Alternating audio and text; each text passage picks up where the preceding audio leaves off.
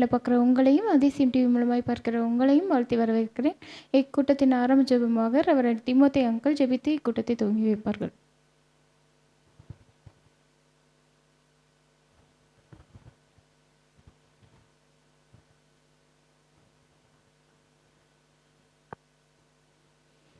Shall we pray? Loving Heavenly Father, we want to thank you, we want to praise you for bringing us to 36th day of meditation on the secrets of the cross. We thank you, beginning from Ash Wednesday, you have been helping us to come to your presence every evening to meditate on this subject of the secrets of the cross. We thank you for all the new revelations you have been teaching us, for opening our understanding to understand your scriptures. We thank you, we praise you. For our pastors, we thank you.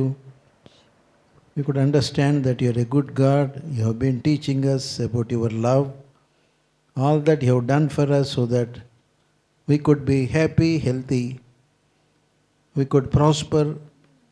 And so we thank you for all these meditations, even these few days that are before us may be blessed of you. Even this evening, wherever people gather together to listen to this teaching may be blessed of you. Father, we thank you for this special day that you have brought us to the last day of the month of March. Father, the accounts closing day in some of the companies. And so, Lord, we pray that you may bless, even as we come to your presence, to think of all the good that you have done for us all these years, especially during this financial year. Father, we thank you, we praise you that you are going to speak to us now. You have the words of eternal life. To whom shall we go? Your words, they are spirit and they are life. And so, Lord, continue to speak to us. We thank you. You are the way, the truth and the life. You have the words of eternal life, and so we thank you. Speak to us, guide us. In Jesus' precious name. Amen. Amen.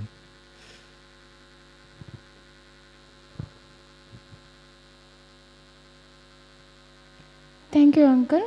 இப்பொழுதும் ஒரு சில பாடல்களை பாடி தேவனை ஆராதிக்க உள்ளோம். நம் சபையின் quire team அவர்கள் நம்மளை ஆராதனை வேளையில் வழிநடத்துவார்கள்.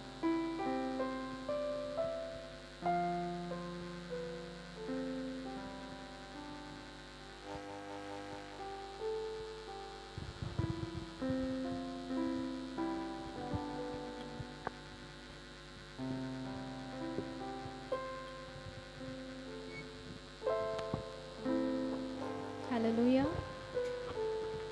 Price God. நம்ம எல்லாரும் கர்த்தரை துதித்து பாட ரெடியாக இருக்கிறோமா? ஆமென். ஓகே, நம்ம எல்லாம் உற்சாகமாக கரங்களை தட்டி ஆண்டவரை கொண்டாடி ஒரு நாமத்தை உயர்த்துவோம்.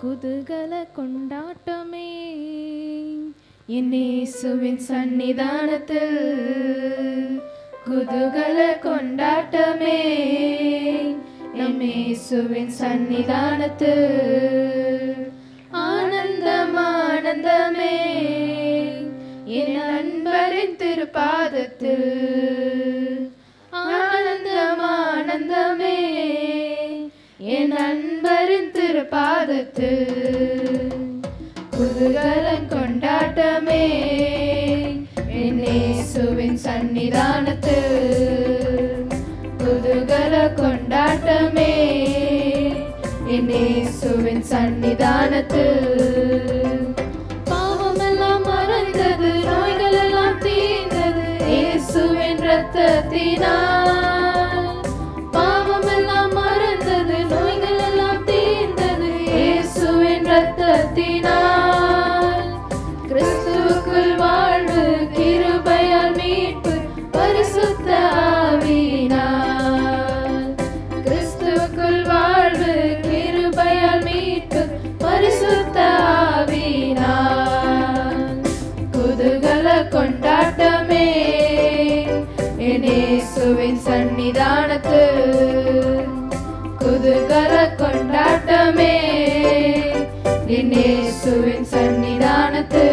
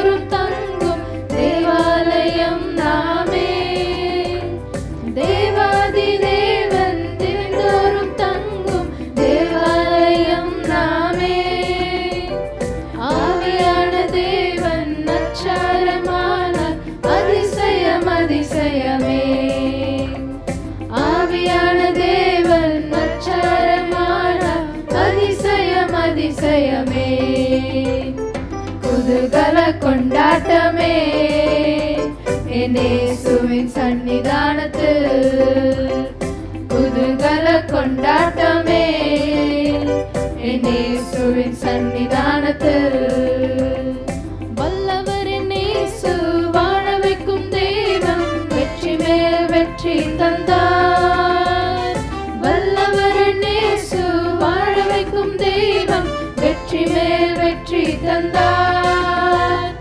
ஒரு மனமாய் கூடி ஓசன்னா பாடி ஊரெல்லாம் கொடியேற்றுவோம். ஒரு மனமாய் கூடி ஓசன்னா பாடி ஊரெல்லாம் கொடியேற்றுவோம். குதூகல கொண்டாட்டமே என் இயேசுவின் சன்னிதானத்தில். குதூகல கொண்டாட்டமே என் இயேசுவின் சன்னிதானத்தில். ஆனந்தம் ஆனந்தமே என் அன்பரின் திருப்பாதத்தில். ஆனந்தம் ஆனந்தமே என் அன்பரின் திருப்பாதத்தில்.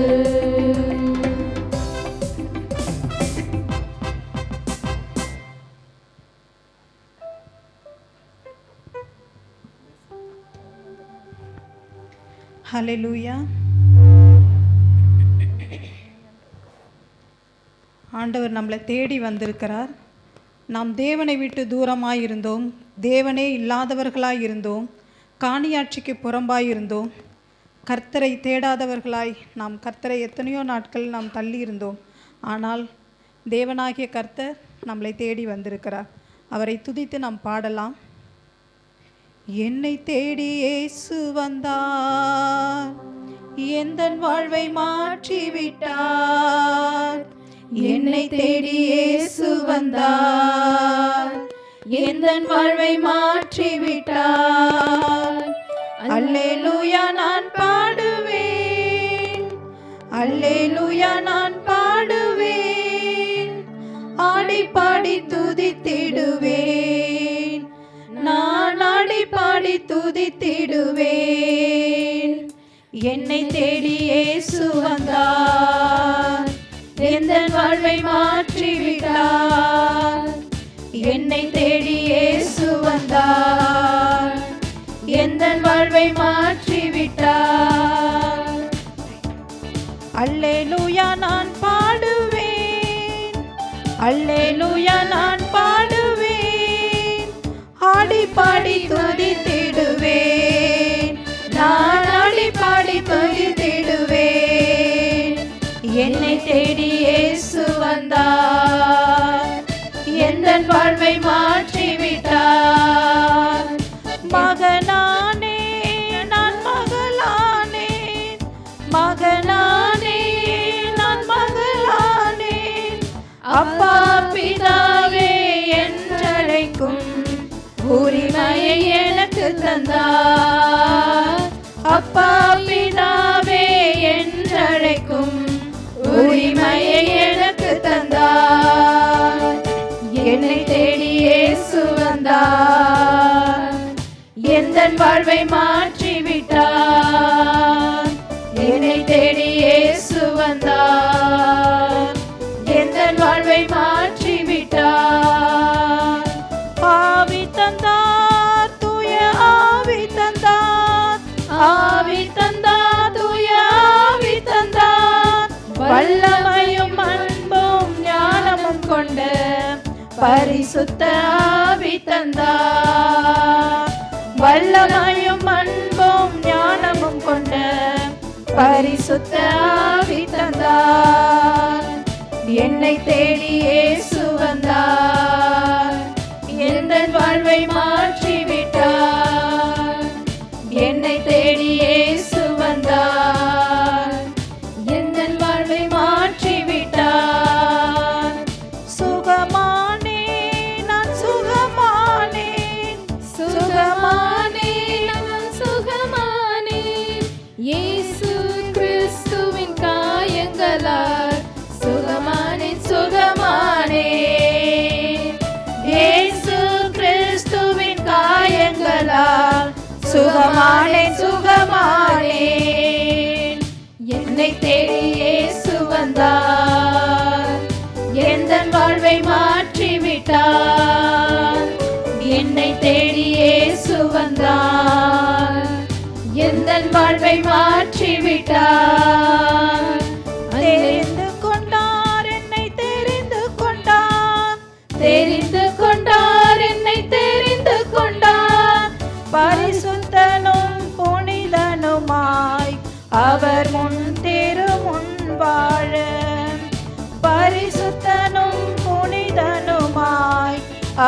திருமுன் வாழ என்னை தேடி இயேசு வந்தார். எந்தன் வாழ்வை மாற்றிவிட்டார். என்னை தேடி இயேசு வந்தார். எந்தன் வாழ்வை மாற்றிவிட்டார். அல்லேலூயா நான் பாடுவேன். அல்லேலூயா நான் பாடுவேன். ஆடி பாடி மகிழ்ந்திடுவேன். நான் ஆடி பாடி மகிழ்ந்திடுவேன். என்னை தேடி இயேசு வந்தார். எந்தன் வாழ்வை மாற்றிவிட்டார். என்னை தேடி இயேசு வந்தார். எந்தன் வாழ்வை மாற்றிவிட்டார். ஹல்லேலூயா. ஆண்டவர் நம்மளை தேடி வந்து நம்மளுடைய வாழ்க்கையே மாற்றி இருக்கிறார். மகிழ்ச்சியோடு நாம் கர்த்தருக்கு கரங்களை தட்டலாம்.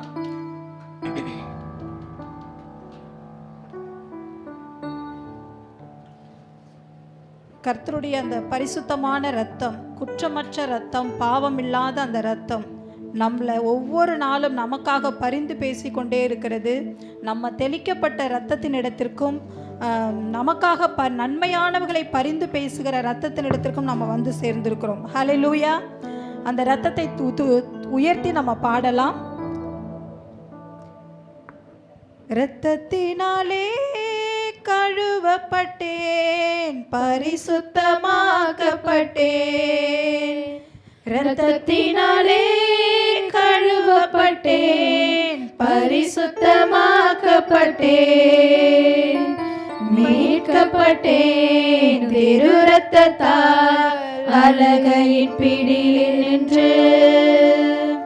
மீட்கப்பட்டேன் திரு இரத்தத்தால் அலகையின் பிடியில் நின்று. ரத்தம் ஜெயம், ரத்தம் ஜெயம், இயேசு கிறிஸ்துவின் ரத்தம் ஜெயம். ரத்தம் ஜெயம், ரத்தம் ஜெயம், இயேசு கிறிஸ்துவின் ரத்தம் ஜெயம். ரத்தத்தினாலே கழுவப்பட்டேன், பரிசுத்தமாக்கப்பட்டேன். ரத்தத்தினாலே கழுவப்பட்டேன், பரிசுத்தமாக்கப்பட்டேன். படைத்தவரே என்னை ஏற்றுக்கொண்டார், சிந்தப்பட்ட திரு இரத்தத்தால். படைத்தவரே என்னை ஏற்றுக்கொண்டார், சிந்தப்பட்ட திரு இரத்தத்தால். பாவம் செய்யாத ஒரு மகனை போல பார்க்கின்றார் பரமபிதா. ஒரு பாவம் செய்யாத ஒரு மகனை போல பார்க்கின்றார் பரமபிதா. ரத்தம் ஜெயம், ரத்தம் ஜெயம், இயேசு கிறிஸ்துவின் ரத்தம் ஜெயம். ரத்தம் ஜெயம், ரத்தம் ஜெயம், இயேசு கிறிஸ்துவின் ரத்தம் ஜெயம்.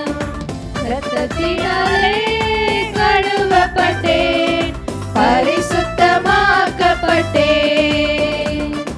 ரத்தத்தினாலே கழுவப்பட்டேன், பரிசுத்தமாக்கப்பட்டேன். என் சார்பில் தேவனை நோக்கி தொடர்ந்து கூப்பிடும் ரத்தம். என் சார்பில் தேவனை நோக்கி தொடர்ந்து கூப்பிடும் ரத்தம். அருள் நிறைந்த இறை அரியணையை துணிவுடன் அணுகி செல்வோம். அருள் நிறைந்த இறை அரியணையை துணிவுடன் அணுகி செல்வோம். ரத்தம் ஜெயம், ரத்தம் ஜெயம், இயேசு கிறிஸ்துவின் ரத்தம் ஜெயம். ரத்தம் ஜெயம், ரத்தம் ஜெயம், இயேசு கிறிஸ்துவின் ரத்தம் ஜெயம். ரத்தத்தினாலே கழுவப்பட்டேன், பரிசுத்தமாக்கப்பட்டேன். ரத்தத்தினாலே கழுவப்பட்டேன், பரிசுத்தமா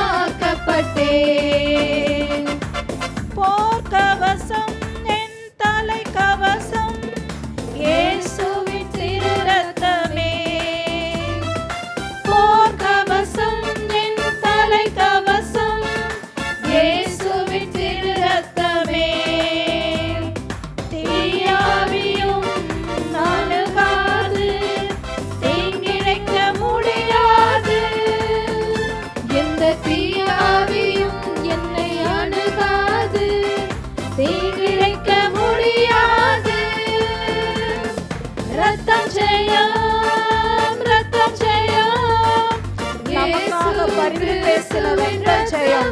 நம்மளுடைய பாவங்களை கழுவின ரத்தத்தை நாம் கொண்டாடுவோம். இந்த ரத்தத்தை நாம் துதித்து பாடுவோம். ஹல்லேலூயா. கர்த்தாவே நாங்கள் துதிக்கிறோம் ஆண்டவரே. உம்மோடு கூட ஆண்டவரே வெற்றிருக்கிறீங்க ராஜா. பாவம் அறியாத ஆண்டவரே உம்முடைய மகனை ஆண்டவரே நீங்க ஒப்பு கொடுத்தீங்க. அவர் திருமுன் நாங்கள் வாழ்வதற்காக ஆண்டவரே எங்களை உம்முடைய ரத்தத்தினால கழுவி நீதிமானாக மாற்றிருக்கிறீங்க ஆண்டவரே. பரிசுத்தனாய் வாழ்வதற்கு குற்றமற்றவர்களாய் இருப்பதற்கு எங்களை தெரிந்து கொண்ட தேவன் ஆண்டவரே. ஹல்லேலூயா. உம்மை விட்டு நாங்க தூரமாய் இருந்த ஆண்டவரே, தேவனே இல்லாதவர்களாய் இருந்தோம். எங்களை தேடி வந்து ஆண்டவரே உம்முடைய மகனை அனுப்பி ஆண்டவரே அப்பா உம்முடைய பிள்ளையை விசுவாசிக்கிறவர்கள் எவர்களோ அவர்கள் கெட்டு போகாமல் நித்திய ஜீவனை அடையும்படிக்கு நம்முடைய ஒரே பேரான குமாரனை இந்த உலகத்திற்கு நீங்க அனுப்பினீங்க ஆண்டவரே. இந்த உலகத்தில் அன்பு கூறும்படியாய் ஆண்டவரே உம்முடைய ரத்தத்தினால நாங்க மீட்கப்பட்டிருக்கிறோம் ராஜா. ஹல்லேலூயா. ரத்தம் சிந்துதல் இல்லாமல் பாவ மன்னிப்பு இல்லை என்று சொன்ன ஆண்டவர் அப்பா நீங்க. ஹல்லேலூயா. ஸ்தோத்திரிக்கிறோம் ராஜா. இயேசு கிறிஸ்துவின் ரத்தம் ஜெயம். ரத்தத்தினாலே கழுவப்பட்டேன், பரிசுத்தமாக்கப்பட்டேன். ரத்தத்தினாலே கழுவப்பட்டேன், பரிசுத்தமாக்கப்பட்டேன். ஹல்லேலூயா. தகப்பனே நாங்கள் ஸ்தோத்தரிக்கிறோம். எல்லா துதிக்கும் கனத்திற்கும் மகிமைக்கும் நீர் ஒருவரே பாத்திரர் அப்பா. ஹல்லேலூயா. எல்லா மகிமை நாங்கள் உமக்கே செலுத்துகிறோம். ஹல்லேலூயா. தகப்பனே உம்முடைய கரங்களுக்குள்ள எங்களை ஒப்பு கொடுக்கிறோம் ஆண்டவரே. உம்முடைய பரிசுத்தமான ரத்தம் எங்களை இந்த உலகத்தின் பாவத்திலிருந்து மீட்டெடுத்ததற்காகவே நாங்கள் ஸ்தோத்தரிக்கிறோம். நாங்க ஆண்டவரே அப்பா அந்த அடிமைத்தனத்தின் ஆவியை பெறாமல் ஆண்டவரே அப்பா பிதாவே என்று அழைக்க பண்ணுகிற புத்திர சுவிகாரத்தின் ஆவியை எங்களுக்கு நீங்க கொடுத்தீங்க ஆண்டவரே. அப்பா தகப்பனே இந்த பூமியில நாங்க போராட முடியல ராஜா, நீங்க வந்து எங்களுக்காக ஆண்டவரே நீங்க ஆண்டவரே இந்த போராட்டத்தை முடித்து ஆண்டவரே ஜெயமாய் வெற்றி சிறந்த தேவன் ஆண்டவரே. எங்களுக்கு விரோதமாய் எழுதப்பட்ட கையெழுத்தை குலைத்து போட்ட தேவன் அப்பா ஆண்டவரே. அவைகள் நடுவிலே இராதபடிக்கு அவைகளை சிலுவையின் மேல் ஆணி அடித்து வெற்றி சிறந்த தெய்வமே உம்மை நாங்கள் ஸ்தோத்தரிக்கிறோம், உம்மை துதிக்கிறோம் ஆண்டவரே. அக்கிரமத்திலும் பாவத்திலும் மரித்து போய் கடந்தோம். மரித்து போன நாங்க எப்படி ஆண்டவரை எழுந்திருக்க முடியும்? உடைய ரத்தத்தை கொண்டு ஆண்டவரே எங்களை நீங்க மீட்டெடுத்திருக்கீங்க, உயிர்ப்பித்திருக்கிறீங்க ராஜா. உடைய வலது பாரிசத்துல எங்களை உட்காரும்படி என் தேவன் நீங்க எங்களை அழைத்திருக்கிறீங்க தகப்பனே. ஆண்டவரே இந்த நாள்ல என் தேவனை நாங்கள் உயர்த்துகிறோம். உடைய கரங்களுக்குள்ள எங்களை ஒப்பு கொடுக்கிறோம் ஆண்டவரே. உம்மால மீட்கப்பட்ட ஜனம் ஆண்டவரே அப்பா இந்த நாட்கள்ல தேவனுக்கு மகிமையாக நீங்க எடுத்து பயன்படுத்தும்படியாய் செபிக்கிறோம் ஆண்டவரே. உம்முடைய பிள்ளைகளை நீங்க ஆசீர்வதிக்கும்படியாய் செபிக்கிறோம் தேவனே. உம்மை தேடி வந்த உம்முடைய பிள்ளைக்கு ஆண்டவரே அப்பா தகப்பனே உம்முடைய செட்டைய நிழலில் வந்த எங்களுக்கு நிறைவான பலன் கிடைப்பதாக என்று சொல்லி நாங்கள் ஒவ்வொருவரையும் ஆசீர்வதிக்கிறோம். மீதமுள்ள காரியத்தை பொறுப்பெடுத்துக் கொள்ளுங்க. இன்ப இயேசு கிறிஸ்து மூலம் செபிக்கிறேன் ஜீவனுள்ள நல்ல தகப்பனே, ஆமென்.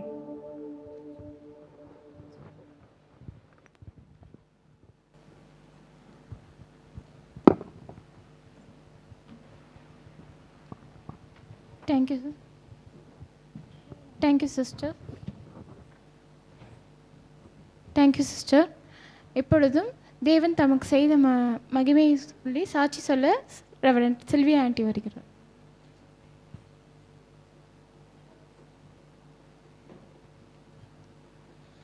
Price the Lord. ஆண்டவர் வந்து எங்களுடைய குடும்பத்தில் 2 மகன்களை எங்களுக்கு கிஃப்டாக கொடுத்துருக்கிறார். அதற்காக ஆண்டவருக்கு ஸ்தோத்திரம். இந்த நாளிலும் நாங்கள் மூத்த மகனுடைய பர்த்டே கொண்டாட எங்களுக்கு ஆண்டவர் தயை காட்டினார். எங்கள் பையன் சின்ன பிள்ளையாக இருக்கும் போதெல்லாம் ரொம்ப சிக்காக இருப்பான். அடிக்கடி ரொம்ப மரண தருவாய்க்கு போகிற மாதிரியெல்லாம் மூச்சு வாங்கிறதும் அப்படிலாம் கஷ்டப்பட்டான். அதனால் டாக்டர்கிட்டலாம் நாங்கள் ஓடி இருக்கோம். எவ்வளோ மருந்து மாத்திரைலாம் போட்டுகிட்டே இருந்தான்.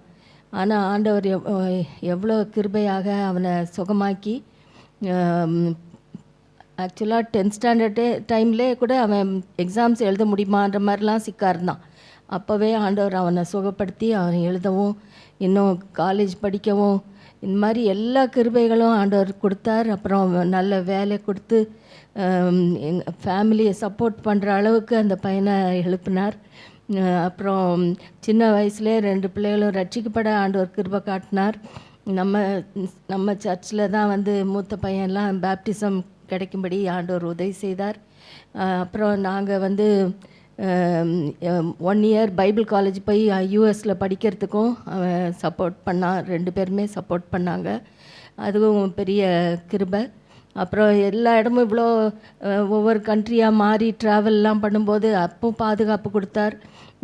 ஆண்டவருக்குள்ளே நிலச்சி சாட்சியாக நிற்கும்படியாக ஆண்டவர் உதவி செய்தார்.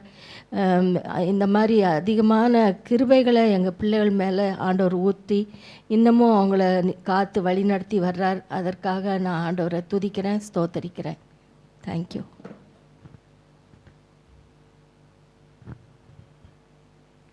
Thank you aunty. தொடர்ந்து ஜெபிப்போம். இஸ்ரேல் தேசத்திற்காகவும் இந்திய தேசத்திற்காகவும் நம் சபைக்காகவும் போதகருக்காகவும் போதகர் குடும்பத்திற்காகவும் இதை பார்க்குற அனைவருக்காகவும் ஜெபிக்கும்படி பிரதர் ராபர்ட் அவர்கள் வருகிறார்கள்.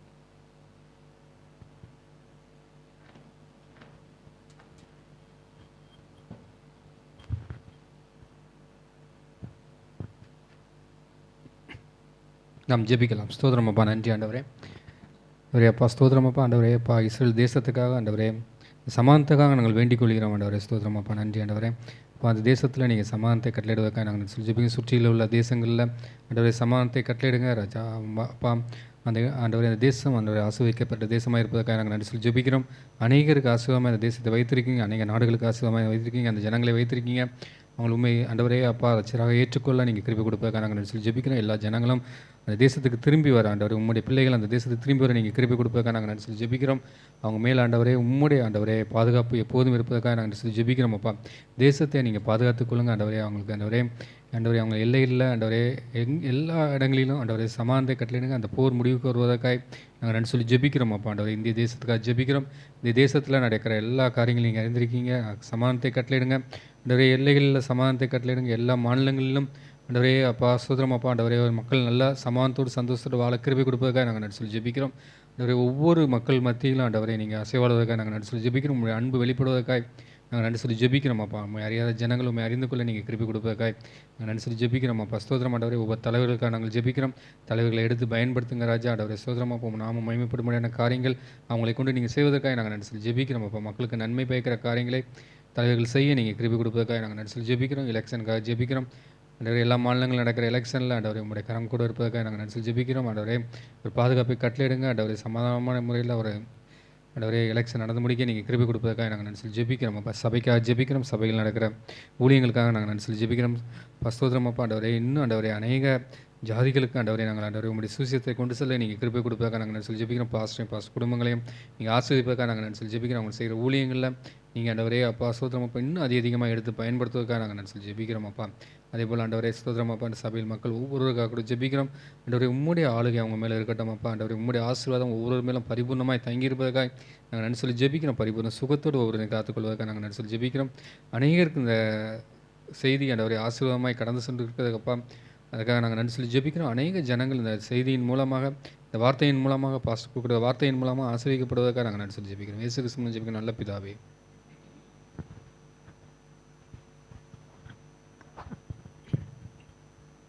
இப்பொழுதும் வேதத்திலிருந்து ஒரு சில வசனங்களை வாசிக்கும்படி விஜித்துரை அவர்கள் வருகிறார்கள்.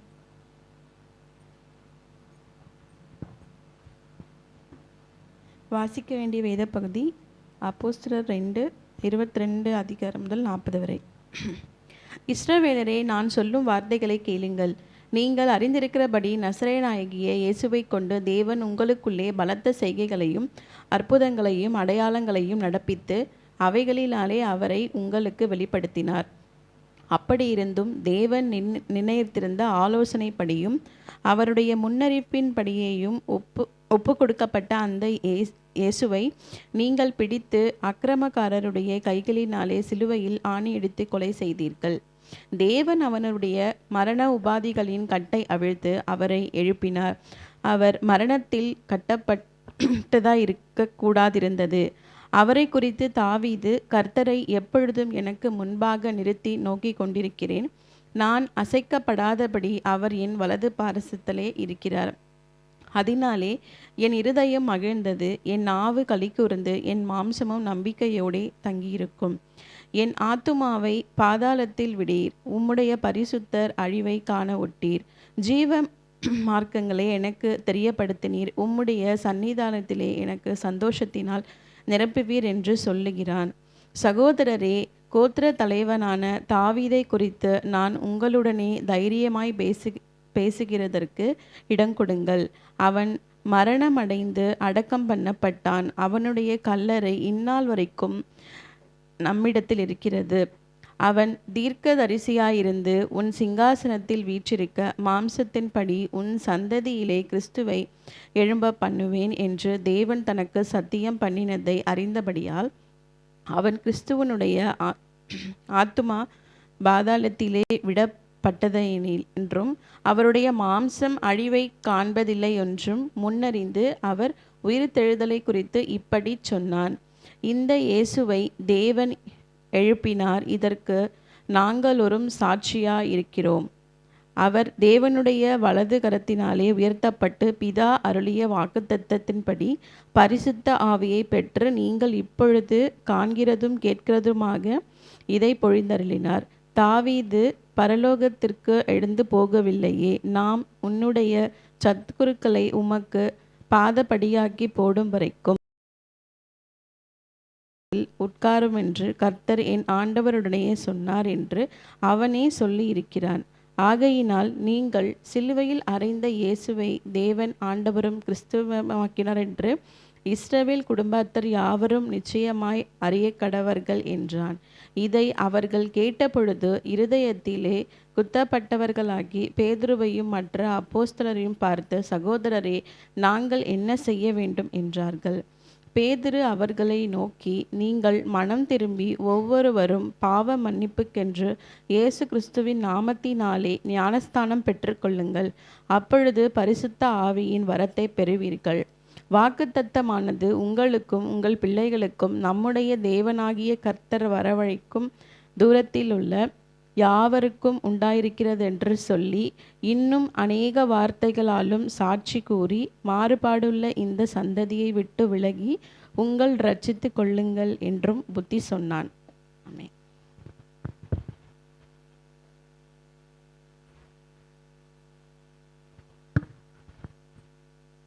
Thank you sister. இந்நாளுக்கான தெய்வ செய்தியை நம் சபை போதகர் ரெவரண்ட் அருள் செல்வராஜ் அவர்கள் பகிர்ந்து கொள்வார்கள். கரங்களை தட்டி அவர்களை வரவேற்போம்.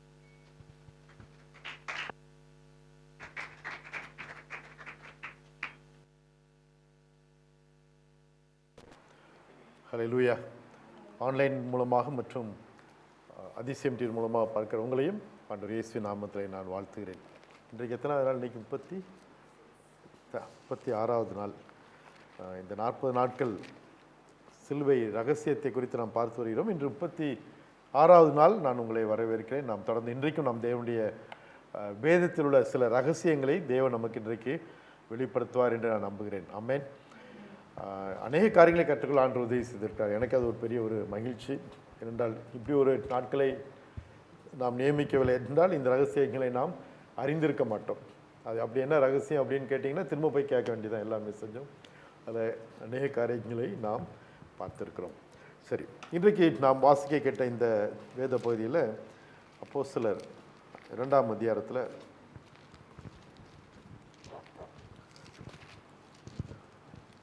தாவீதை குறித்து தாவீது சொன்ன சில தீர்க்க தரிசனங்களை குறித்து நாம் பார்க்கிறோம். அந்த 31வது வசனத்தில் அவன் தீர்க்கதரிசியாக இருந்தபடியா 30வது வசனம் இருக்குது. அவன் தீர்க்கதரிசியாக இருந்து உன் சிங்காசனத்தில் வீற்றிருக்க மாம்சத்தின்படி உன் சந்ததியிலே கிறிஸ்துவை எழும்ப பண்ணுவேன் என்று தேவன் தனக்கு சத்தியம் பண்ணினதை அறிந்தபடியால் அவனுக்கு ஒரு வெளிப்பாடு கிடைச்சது. என்னன்னா, மாம்சத்தின்படி அவன் சந்ததியில் யார் வருவா? கிறிஸ்து வருவார். அவன் அடுத்த 31வது வசனம், அவன் கிறிஸ்துவனுடைய ஆத்மா பாதாளத்திலே விடப்படுவதில்லை என்றும் அவருடைய மாம்சம் அழிவை காண்பதில்லை என்றும் முன்னறிந்து அவர் உயிர்த்தெழுதலை குறித்து இப்படி சொன்னான். அவனுடைய சந்ததியில் கிறிஸ்து வருவார், அவர் உயிர்த்தெழுவார் என்பதை குறித்து அப்படி சொன்னார். ஆனால் இவங்க என்ன பண்ணுறாங்க? கொண்டு போய் சிலுவையில் அடிக்கிறாங்க. அது திரு 36 வசனத்தில் வாசிக்கிறோம். ஆகையினால் நீங்கள் சிலுவையில் அறைந்த இந்த இயேசுவையே தேவன் ஆண்டவரும் கிறிஸ்துவும் ஆக்கினார் என்று இஸ்ரவேல் குடும்பத்தார் யாவரும் நிச்சயமாய் அறிய கடவர்கள். அல்லேலூயா. அதாவது சிலுவையில் கொண்டு போய் இயேசுவை அறைந்தார்கள். அதாவது கிறிஸ்து இன்றைக்கி நம்ம அந்த கிறிஸ்துங்கிற வார்த்தையின் அடிப்படையில் தான் நம்ம இன்றைக்கி செய்தியை பார்க்க போயிடும். இந்த சிலுவையில் அறைந்த இயேசுவையே தேவன் என்ன ஆக்கினாரா, ஆண்டவரும் கிறிஸ்துவும் ஆக்கினார் என்று இஸ்ரேல் குடும்பத்தார் யாவரும் நிச்சயமாய் அறிய கடவீர்கள். இந்த 30வது வசனம் இன்னும் ரொம்ப நல்லா இருக்கு. என்னென்னா, கிறிஸ்துவை அவன் தீர்க்கதரிசியாக இருந்து உன் சிங்காசனத்தில் வீட்டிற்க மாம்சத்தின்படி உன் சந்ததியிலே கிறிஸ்துவை எழும்ப பண்ணுவேன் என்று தேவன் தனக்கு சத்தியம் பண்ணினதை அறிந்தபடியால். ஆண்டவர் வந்து நிச்சயமாய் சொல்லியிருக்காருன்னு பழைய ஏற்பாட்டில் வாசிக்கிறோம். ஏசாயா 55:3 நம்ம வாசிக்கிறோம். தாவீதுக்கு அருளின நிச்சயமான கிருபையிலை அப்படின்ட்டு நம்ம வாசிக்கிறோம். இவர் இங்கே என்ன பண்ணிருக்குது, சத்தியம் பண்ணினார் அப்படின்னா நமக்கு புரியுற மாதிரி. ஆண்டவர் சொன்னாலே அது நித்தியம்தான். அதுக்கு சத்தியம் அப்படிங்கிற வார்த்தை டூ மச். ஆனால் இங்கே பேதுரு மிக தெளிவாக சொல்கிறது, சத்தியம் பண்ணினபடியால், சத்தியம் பண்ணினதை அறிந்தபடியால் அந்த கிறிஸ்துவனுடைய ஆத்மா பாதாளத்தில் விடப்படுவதில்லை. அதாவது கிறிஸ்து அப்படிங்கிறத குறித்து நம்ம பார்ப்போம்னா, ஆண்டவருக்கு வந்து இருந்த திரும்ப திரும்ப வந்த கேள்வி, இயேசு கிறிஸ்துவுடைய நாட்களில் அவரை திரும்ப திரும்ப கேட்ட கேள்வி என்னென்னா, நீர் கிறிஸ்துவா எங்களுக்கு சொல். நேற்று நம்ம வாசிக்க கேட்ட யோவான் 7ஆம் அதிகாரத்தில் எல்லாரும் அவர்கிட்ட போய் கேட்குறாங்க, நீர் கிறிஸ்துவா, அதை எங்களுக்கு சொல்லும். அதே மாதிரி பாருங்க, அவங்களுக்கு அந்த சந்தேகம் இருந்துக்கிட்டே இருக்கு, இவர் கிறிஸ்துவா இல்லையா, அதுவும் எப்படி தேவகுமாரனாக வந்த கிறிஸ்துவா இல்லையா. தேவகுமாரன் ஏன் அப்படின்னா, பழைய ஏற்பாட்டில்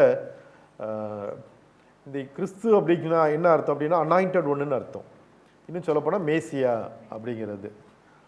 மேசியா அப்படிங்கிறது எபிரேய பாசை, கிறிஸ்து அப்படிங்கிறது கிரேக்க பாசை. நமக்கு பைபிள் வந்து கிரேக்க மொழியிலிருந்து தான் மொழிபெயர்க்கப்பட்டது. பழைய ஏற்பாடு வந்து எபிரேய மொழியிலிருந்து மொழிபெயர்க்கப்பட்டது. அப்போ பாருங்க, இந்த பழைய ஏற்பாட்டில் இதனுடைய அர்த்தம் வந்து அனாயிண்டட் ஒன், அபிஷேகிக்கப்பட்டவர் அப்படிங்கிறது தான். ஸோ அபிஷேகிக்கப்பட்டவர். பழைய ஏற்பாட்டில் அபிஷேகம் வந்து ராஜாக்களுக்கு, தீர்க்கதரிசிகளுக்கு வந்து அபிஷேகம் பண்ணப்படுவார்கள். ஆசாரியனுக்கு அபிஷேகம் பண்ணப்படும். இவங்கெல்லாம் என்ன பண்ணுவாங்கன்னா, அந்த குறிப்பிட்ட ஒரு வேலை செய்கிறதுக்கு தான் அந்த அபிஷேகம். ஆனால் இந்த மேசியாக வருகிறவர் அவருடைய அபிஷேகங்கிறது தனி. பழைய ஏற்பாட்டில் வந்து, பழைய ஏற்பாட்டில் கிறிஸ்துங்கிற வார்த்தை பயன்படுத்தப்பட்டிருக்குது. மேசியா இல்லை என்றால் கிறிஸ்து. அதனால தான் நம்ம வாசிக்கிறோம், எபிரேயரில் நம்ம வாசிக்கும் போது எபிரேயர் 11 மோசையை பற்றி சொல்லும்போது அங்கே சொல்லப்பட்டிருக்கிறது, கிறிஸ்துவின் நிமித்தம் வரும் நிந்தையை அதிக பாக்கியம் என்று எண்ணினான் அப்படின்னு சொல்லி எபிரேயர் 11:26 வாசிக்கிற, இனி வரும் பலன் மேல் நோக்கமாக இருந்து எகிப்தில் உள்ள பொக்கிஷங்களிலும் கிறிஸ்துவின் நிமித்தம் வரும் நிந்தையை அதிக பாக்கியம் என்று எண்ணினான். அப்போ பாருங்க, கிறிஸ்துங்கிறது பழைய ஏற்பாட்டிலே இருக்கிற ஒரு பதம் தான். அதே மாதிரி 1 கொரிந்தியர் 10ஆம் அதிகாரத்தில் நம்ம வாசிக்கிறோம், அவர்களோட கூட சென்ற ஞான கண்மலையின் தண்ணீரை குடித்தார்கள், அந்த கண்மலை கிறிஸ்துவே அப்படின்னு சொல்லி 1 கொரிந்தியர் 10:4 நம்ம வாசிக்கிறோம். ஸோ அந்த கண்மலை கிறிஸ்து, கிறிஸ்து அவங்க கூட தான் இருக்கிறார், இந்த அபிஷேகிக்கப்பட்டவர். அதுபோக பழைய ஏற்பாட்டில் அபிஷேகம் பண்ணப்பட்டவங்களாம் அவரவர் வேலையை செஞ்சாங்க. என்ன காரியத்துக்கு அவர்கள் அபிஷேகிக்கப்பட்டார்களோ, தாவீது அப்படின்னா அவருடைய வேலையை அவர் செய்வார். சவுலுக்கு அபிஷேகம் பண்ணப்பட்டார், அந்த வேலையை செய்வார். ஸோ ஆசாரியர்கள், ராஜாக்கள், தீர்க்கதரிசிகள் அவரவருக்கு கொடுக்கப்பட்ட வேலையை செய்கிறாங்க. ஆனால் இயேசு இந்த உலகத்தில் பிறந்து வந்தப்போ இந்த கிறிஸ்துங்கிறது வேற. இந்த கிறிஸ்து அவங்க எல்லாரும் ஒரு வேலையை கொடுத்தாங்க, அந்த வேலையோடு செஞ்சு முடிச்சிடுவாங்க, அதோடு முடிஞ்சுது. அந்த அந்த அபிஷேகத்துக்கான அந்த வேலை முடிஞ்சுது. ஆனால் கிறிஸ்து அப்படின்னா இவர் மரித்து உயிரோடு எழும்புவார். அதனால இந்த கிறிஸ்து கொஞ்சம் வித்தியாசம். அதனால தான் எல்லாரும் என்ன கேள்வி கேட்குறாங்க, நீர் கிறிஸ்துவோ அப்படிங்கிற ஒரு கேள்வி அவங்களுக்கு. தர்ம இயேசு பிறந்த போது என்ன நடந்தது நம்ம லூக்காவில் நம்ம மத்திய 2ஆம் அதிகாரத்தில் வாசிக்கிறோம் இல்லையா. அங்கே என்ன கேட்குறாங்க அப்படின்னா, 4ஆம் வசனத்தில், அவன் பிரதான ஆசிரியர் ஜனத்தின் வேதபரை எல்லாரையும் கூடி வர செய்து கிறிஸ்துவானவர் எங்கே பிறப்பார் என்று அவர்களிடத்தில் விசாரித்தார். பாருங்கள், ஒவ்வொரு காலகட்டத்தில் ஒரு மெஸ்ஸியா மாதிரி ஒரு கிறிஸ்தவர் ரட்சகரை எலும்பு பண்ணினார் இருக்குது பார்த்தீங்களா. ஒத்துனியல் அப்படின்னு ஒரு ரட்சகரை எலும்பு பண்ணினார்லாம் அப்படிலாம் இருக்குது. அந்த மாதிரி வந்துட்டு போகிறது வேறு. ஆனால் இயேசுவின் வருகைங்கிறது வேறு. இவர் ராஜாவாக, ஒரு தீர்க்கதரிசியாக, ஒரு ஆசாரியராக இருக்கிறது மாத்திரமல்ல, இவருக்குள்ள சகலமும் அடங்குகிறது. எல்லாரும் இவருக்குள்ளாக மீட்பை பெறுகிறார்கள், எல்லாரும் உயிர்ப்பிக்கப்படுகிறார்கள், அவரும் உயிர்ப்பிக்கப்படுகிறார். இந்த ரகசியம் பாருங்கள், பழைய ஏற்பாட்டில் அவங்களுக்கு தெரியாது. ஆனால் ஏதோ நடக்க போகுது மட்டும் தெரிஞ்சுக்கிட்டே இருக்கு. அப்போது புதிய ஏற்பாட்டில் அதான் அந்த ஆரம்பிக்கும் போதே 2ஆம் அதிகாரத்தில் அதான் வருது, கிறிஸ்துவானவர் எங்கே பிறப்பார். ஏன்னா எதுக்கு பிறந்த உடனே காலி பண்ணிடலாம் அப்படிங்கிறதுல அவங்க கேட்குற அந்த அந்த கேள்வியை நம்ம பார்க்குறோம். ஆனால் ஆண்டவர் பாருங்க, அவரை பிறக்க வைத்து அவரை நடத்தி வருகிறார். அப்போ ஒவ்வொரு முறையும் அவருக்கு அதே கேள்விகள், இது குறித்த கேள்விகள் வந்து கொண்டே இருக்கிறது. இந்த கிறிஸ்துவானவருக்கும் மற்றவங்களுக்கு என்ன வித்தியாசம்னா, மற்றவர்கள் மனிதர்கள், அவர்கள் அபிஷேகிக்கப்பட்டவர்கள். ஆனால் இவர் தேவகுமாரன், அபிஷேகிக்கப்பட்டவர். அதனால் இந்த கேள்வி எப்பொழுதுமே அவரை நோக்கி அது எழுப்பப்பட்டு கொண்டே இருக்கிறது. நீங்கள் அந்த வேதத்தில் நம்ம பல இடங்கள் நம்ம பார்க்க முடியும். நம்ம லூக்கா 4ஆம் அதிகாரத்தில் நம்ம வாசிக்கும்போது, நீர் தேவகுமாரனானால் என்ன செய்யுங்க, இந்த உப்பரிக்கையிலிருந்து, தேவாலயத்து உப்பரிக்கையிலிருந்து என்ன செய்யணுமா, குதிக்கணுமா. குதிச்சா என்ன ஆயிடலாம், நான் நம்புகிறேன் அப்படிங்க. யார் அந்த பிசாசு சாத்தான் அவர் சோதிக்கும் போது சொல்கிறான், நீ தேவனுடைய குமாரனை ஏனால் இங்கேருந்து என்ன செய்யுங்க, தாளை குதிங்க, உங்களை ப்ரூவ் பண்ணுங்க. அவர் தேவகுமாரனா, தேவகுமாரன் தான். ஆனால் ப்ரூவ் பண்ணாரா, இல்லை. சில காரியங்கள் இந்த மாதிரி கேள்வி வரும்போது என்ன செய்ய வேண்டிய, நம்ம ப்ரூவ் பண்ணணுங்கிற அவசியமே இல்லை. சிலரெல்லாம் சண்டை போடும்போது சொன்னீங்கன்னா பெரிய ஆம்பளையான்ட்டுருவாங்க. அதில் என்ன பெரிய இது, அதுக்காக யார் எதுவும் பெருசாக உடனே ஆம்பளைன்னா என்ன பண்ண, இந்த இந்த இந்த 2 மூட்டையை ஒன்றா தூக்கிட்டு போ அப்படின்னா அதுக்காக தூக்கிட்டு போவீங்களா, பண்ண மாட்டாங்க. ஏன்னா அப்படி ஒன்றும் தேவையில்லாது கிடையாது. நீங்கள் ஏற்கனவே என்னவா இருக்கீங்களோ அதை குறித்து கண்டிப்பாக கேள்வி அப்பப்போ எழுப்பப்பட்டுக்கிட்டே இருக்கும். நீங்கள் அது எல்லாத்துக்கும் என்ன செய்ய வேண்டியதில்லை, போய் ஏன் கேள்விக்கு நீங்கள் பதில் சொல்லிட்டுலாம் இருக்க வேண்டாம். நீ என்ன பெரிய ஞானியோன்னு கேட்டால் உடனே ஞானி உடனே இல்லைன்றவாங்க நிறைய பேர். நீ ஞானி தான் ப்ரூவ் பண்ணுறதுக்கு எதையாவது செய்யணும்லாம் அவசியம் கிடையாது. ஆனால் பாருங்கள், ஆண்டவர் இந்த கேள்வி அவர் எதிர்நோக்கி கொண்டே இருந்தார். எப்பொழுதும் அவருக்கு வந்துக்கிட்டே இருந்தது. பிசாசு இந்த கேள்வி தான் முக்கியமாக கேட்டான். 2 கேள்வி தான் கேட்டான். முதல்ல இந்த கல்லுகளை அப்பமாகும்படி சொல்லும், நீ தேவனுடைய குமாரனையானால் இந்த கல் அப்பமாகும்படி சொல்லும். லூக்கா 4ஆம் அதிகாரம் 3ஆம் வசனத்திலும் 9ஆம் வசனத்திலையும் வாசிக்கிறோம், நீ தேவனுடைய குமாரனே ஆனால். அதுக்கப்புறம் கொஞ்சம் நாளுக்கு அப்புறம் அந்த கேள்வியோடைய இது மாறிடுச்சு. அவன் கொஞ்ச நாளைக்கு விட்டுட்டு போயிட்டான் அப்படின்னு போட்டிருக்கு. பிசாசு திரும்ப ஒரு வாய்ப்புக்காக காத்திருந்து விட்டுட்டு போயிட்டான். இப்போ அந்த திரும்ப அவனுக்கு சிலுவையில் வருது. ஆனால் அதுக்கு முன்னாடி மற்ற மக்கள் மூலமாக அதே கேள்வி திரும்ப திரும்ப கேட்கப்படுகிறதை நம்ம வேதத்தில் வாசிக்கிறோம். யோவான் 10:24 வாசிக்கிறோம். அப்பொழுது யூதர்கள் அவரை சூழ்ந்து கொண்டு, எதுவரைக்கும் எங்கள் ஆத்மாவுக்கு சந்தேகம் உண்டாக்குகிறீர், நீர் கிறிஸ்துவானால் எங்களுக்கு தெளிவாய் சொல்லும் என்றார்கள். நீங்கள் கிறிஸ்துனா என்ன பண்ண எங்களுக்கு சொல்லுங்க.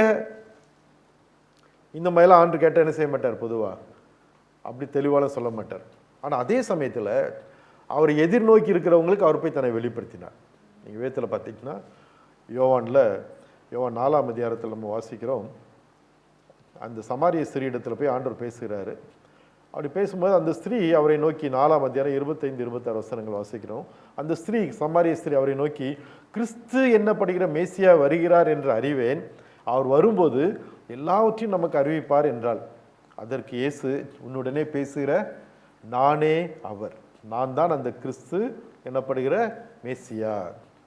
பாருங்க, ஆண்டவர் மேசியா கிறிஸ்துங்கிறத வெளிப்படுத்துகிறார். தன்னை தேடுகிறவர்களுக்கு அவர் கண்டிப்பாக என்ன செய்கிறார், அதை வெளிப்படுத்துகிறார். ஆனால் போய் அதுக்கு அந்த சந்தேகப்படுத்துகிற மாதிரி கேள்வி கேட்குறவங்களுக்கு அவர் என்ன செய்கிறதில்லை, அதுக்காக ப்ரூவ் பண்ணி காண்பிக்கிறதெல்லாம் கிடையாது. அவர் தெளிவாக சொல்கிறார், நான் தான் அந்த கிறிஸ்து, நான் தான் அந்த மேசியா. அவளுக்கு எப்படி சந்தேகம் வந்துடுச்சுன்னா, இவர் எல்லாத்தையும் சொல்கிறாரு, அப்போ இவர் தான் மேசியாவாக இருக்குமோ அப்படிங்கிற ஒரு கேள்வி. அந்த கேள்வியை டைரெக்டாக கேட்குறா. ஆண்டவரை குற்றம் கண்டுபிடிக்கலாம் கேட்கல, தனக்குள்ளே இருக்கிற ஒரு சந்தேகத்தை கேட்குறார். ஆண்டவர் என்ன சொல்கிறார், ஆமாம் நான் தான் அந்த கிறிஸ்து. உடனே அவளுக்கு ஒரே சந்தோஷம். அதுக்கப்புறம் கொஞ்ச நேரம் கழிச்சு நம்ம பார்க்கணும், 42ஆம் வசனத்தில் அந்த ஊர் மக்கள் சொல்கிறாங்க. என்ன சொல்கிறாங்கன்னா, அவர் கூட 2 நாள் அவர் இயேசு இருந்து பிரசங்கெல்லாம் பண்ணுறாரு.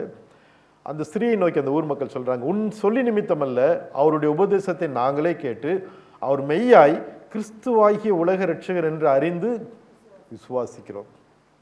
எங்களுக்கு புரியுது நல்லா யார், இவர் தான் கிறிஸ்து. இதுதான் ரொம்ப முக்கியம். கிறிஸ்து, தேவகுமாரனாகிய கிறிஸ்து. ஒரு முறை ஆண்டவர் சீசரிடத்தில் கேட்குறாரு, மத்தேயு 16ஆம் அதிகாரத்தில் வாசிக்கிறோம். அப்பொழுது அவர், நீங்கள் என்னை யார் என்று சொல்கிறீர்கள், 16ஆம் அதிகாரம் 15 என்று கேட்டார். சீமோன் பேதுரு பிரதியுத்தரமாக, நீர் ஜீவனுள்ள தேவனுடைய குமாரனாகிய கிறிஸ்து என்றான். அல்லேலூயா. தேவனுடைய குமாரன் கிறிஸ்து. எல்லாருக்கும் தெரியுது. யாருக்கு தெரிஞ்சது? பேதுருக்கு தெரிஞ்சது. இயேசு அவனை நோக்கி, யோனாவின் குமாரனாகிய சீமோனே, நீ பாக்கியவான். உங்களுக்கு இன்னைக்கு இயேசு தான் கிறிஸ்துன்னு தெரிஞ்சா நீங்க யாரு? பாக்கியவான். நீ பாக்கியவான். மாம்சமும் இரத்தமும் இதை உனக்கு வெளிப்படுத்தவில்லை. ஏன்னா நிறைய பேருக்கு அது புரியவே இல்லை. வேத்தையே வாசித்திருந்த பரிசேயருக்கு அது புரியல.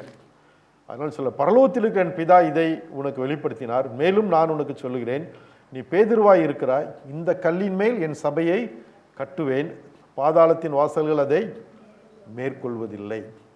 இந்த கல் அப்படின்னோடனே நீங்கள் கப்பர்நகூம் போனீங்கன்னா அங்கே ஒரு பெரிய கல்லில், இப்போ கல்லுனா கீழே தான் இருக்குது, தரையோடு தான் இருக்குது, அதில் பேதுருடைய சிலையை வச்சு இந்த வசனம் எழுதியிருப்பாங்க, இந்த கல்லின் மேல் என் சபையை கட்டுவேன்.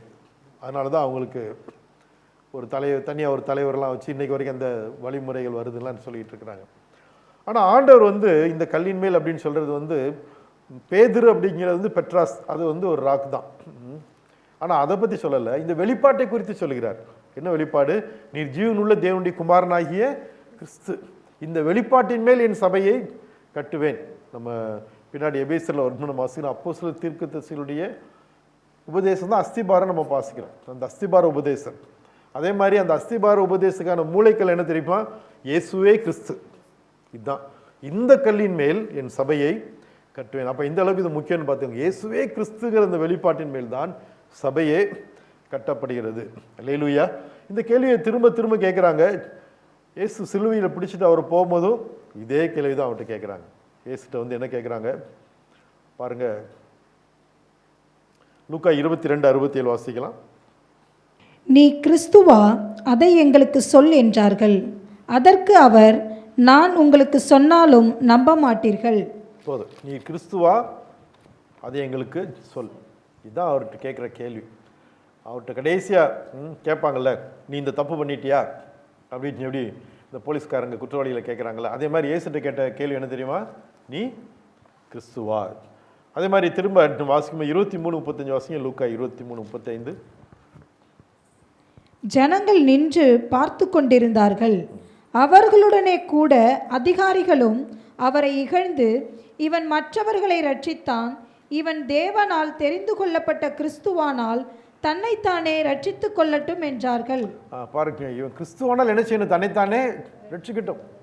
இவங்களாம் இந்த சந்தேகத்தில் கடைசி வரைக்கும் அவங்களுக்கு அந்த சந்தேகம் இருந்துக்கிட்டே இருக்கு. இவர் கிறிஸ்துவா, அவர் கிறிஸ்துன்னு ஏற்கனவே சொல்லியிருக்காரு.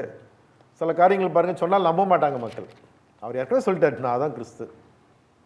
இருந்தால் அவங்க என்ன பண்ணுறதில்ல, நம்புறதில்ல. கடைசி வரைக்கும் அந்த சிலுவையில் இருக்கிற வரைக்கும் அந்த கேள்வி வருது. அதான் நம்ம அப்போஸ்தலர் வாசிக்கிறோம், நீங்கள் அவரையே ஆண்டவரும் கிறிஸ்துவும் ஆக்கினார். ஏன் ஆண்டவரும் கிறிஸ்துவும் ஆக்கினார் அப்படிங்கிறதுல நீங்கள் பார்த்தீங்கன்னா, இந்த கிறிஸ்துங்கிறதுல தான் பெரிய ரகசியமே அடங்கி இருக்குது. அப்போ கலாத்தியர் 3:16 வாசிக்கிறோம், ஆபிரகாமுக்கும் அவனுடைய சந்ததிக்கும் வாக்குத்தத்தங்கள் பண்ணப்பட்டன, சந்ததிகளுக்கு என்று அவரை அநேகரை குறித்து சொல்லாமல் உன் சந்ததிக்கு என்று ஒருவனை குறித்து சொல்லியிருக்கிறார். அந்த சந்ததி கிறிஸ்துவே. அந்த சந்ததி கிறிஸ்துவே. இந்த கிறிஸ்துவுக்காக தான் வாக்கு தத்தங்கள்லாம் சொல்லப்பட்டிருக்குது. வாக்கு தத்தம் அப்படில வாக்கு தத்தங்கள், ஆனால் சந்ததிகளுக்கு அல்ல. சந்ததி கிறிஸ்துவுக்காக தான் எல்லா வாக்கு தத்தங்களும். ஏன் கிறிஸ்துவுக்காக எல்லா வாக்கு தத்தமும்? வாக்கு தத்தங்கள் எல்லாம் கிறிஸ்து இயேசுக்குள் ஆம் என்றும் ஆமேன் என்றும் இருக்குது. 2 கொரிந்தியர் 1:20 நம்ம வாசிக்கிறோம் இல்லையா? இவருக்குள்ளதான் எல்லா வாக்கு தத்தங்களுமே அடங்கும். ஆமேன். இன்னைக்கு நம்ம நாளைக்கு 1ஆம் தேதி நமக்கு வாக்குத்தத்த ஆராதனை உண்டு. காலையில் 6 மணிலேருந்து 7 மணி வரையிலும் ஒவ்வொரு மாதமும் ஒரு வாக்கு தத்தம் பார்க்கிறோம். இந்த எல்லா வாக்கு தத்தங்களும் கிறிஸ்துவுக்குள் தான் என்ன இருக்கு? ஆம் என்றும் ஆமேன் என்றும் இருக்கு. அதனால தான் கிறிஸ்து முக்கியம். எல்லா அனாயிண்டட் ஒன் பழைய ஏற்பாட்டில் எல்லாருக்கும் அவங்க ஒரு நோக்கத்தோடு வராங்க, நோக்கம் முடிந்து போகுது. ஆனால் இயேசு சிலுவையில் அது இன்னும் உயிர்ப்பிக்கப்படுகிறது. அல்லேலூயா. அதனால தான் பாருங்க, எல்லாரும் என்ன சொல்றாங்க பாருங்க, இந்த கிறிஸ்து தான் பாடுபடணும், மீதி எல்லாரும் பாடுபட்டு தான் மரித்தார்கள் அப்படின்னு கிடையாது. உதாரணமாக தாவீதோ சாலமோன் எடுத்துக்கலாமே. நிறைய பேர் சாலமோனை பற்றி தான் இந்த தீர்க்கதரிசனம் அப்படின்னு நினைச்சாங்க முதல்ல. தாவீதுக்கு கிடைச்ச தீர்க்க தரிசனத்தை பற்றி.